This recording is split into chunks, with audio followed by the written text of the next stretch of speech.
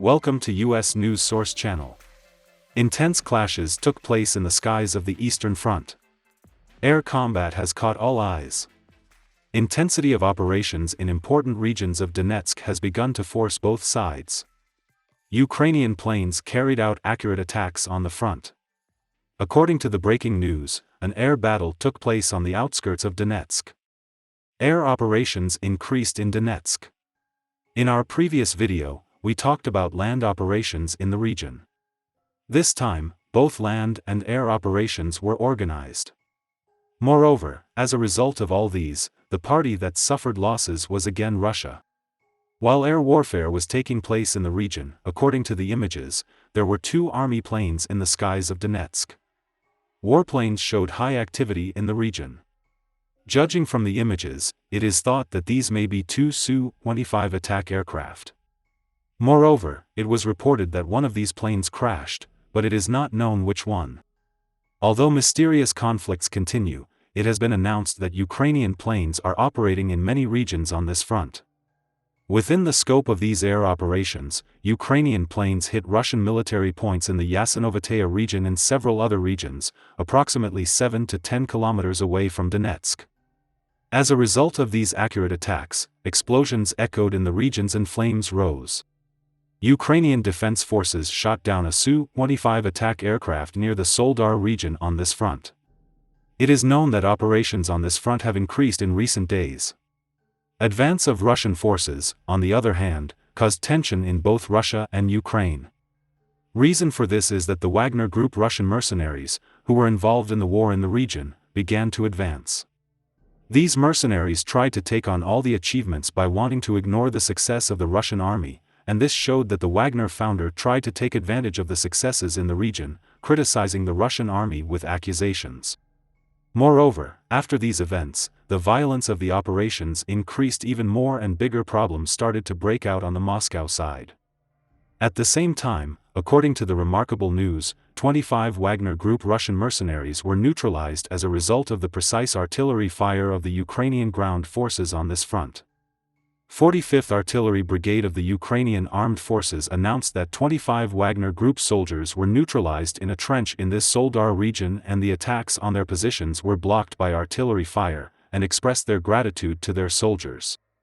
This 45th Artillery Brigade is the rocket forces and artillery unit of the ground forces of the Armed Forces of Ukraine. As it is known, these units have been proving their success to the whole world with their correct moves since the beginning of the war. In addition, Ukrainian forces can gain significant advantages with successful defensive moves on these critical fronts. This causes heavy losses to the Russian army and Russian mercenaries. According to the latest news, it has been reported that the Ukrainian forces on the Bakhmut front continue to neutralize the Wagner Group Russian mercenaries, whose losses have reached serious proportions. Dozens of Russian mercenaries are being neutralized on the front every day. It was announced that the soldiers fighting in this region were the 10th Mountain Assault Brigade and that they were a military unit affiliated to the land forces of the Ukrainian Armed Forces. Moreover, according to the statements made by these Ukrainian soldiers, the soldiers of the Wagner Group are carrying out senseless attacks in the region, and the soldiers of this group are quite reluctant even to protect their own personnel in the war. For these reasons, the operations on the fronts cause serious losses on behalf of the Russian mercenaries. Dozens of Russian soldiers are neutralized each time these mercenaries attempt to attack.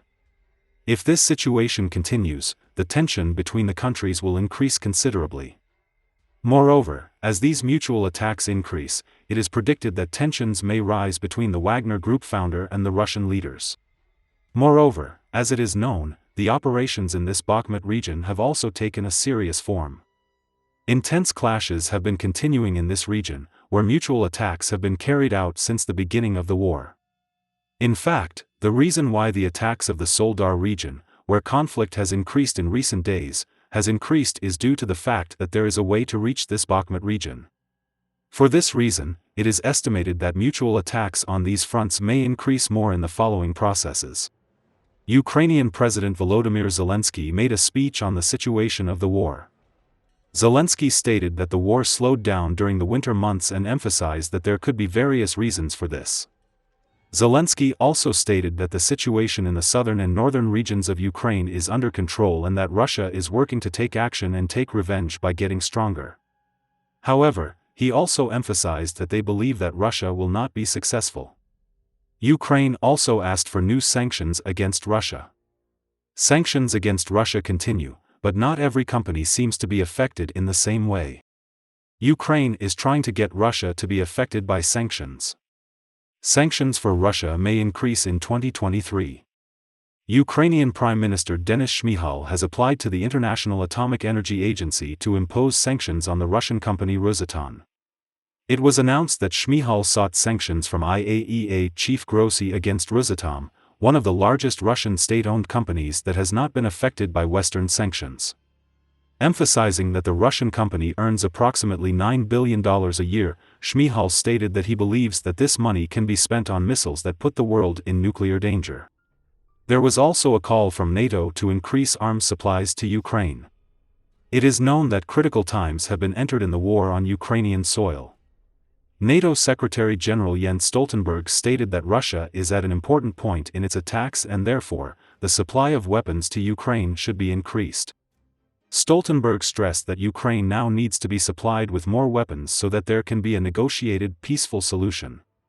While confirming that the alliance countries are trying to decide on the supply of tanks to Ukraine, the NATO Secretary-General also commented positively on the UK's decision to supply the Challenger 2 tanks to Ukraine.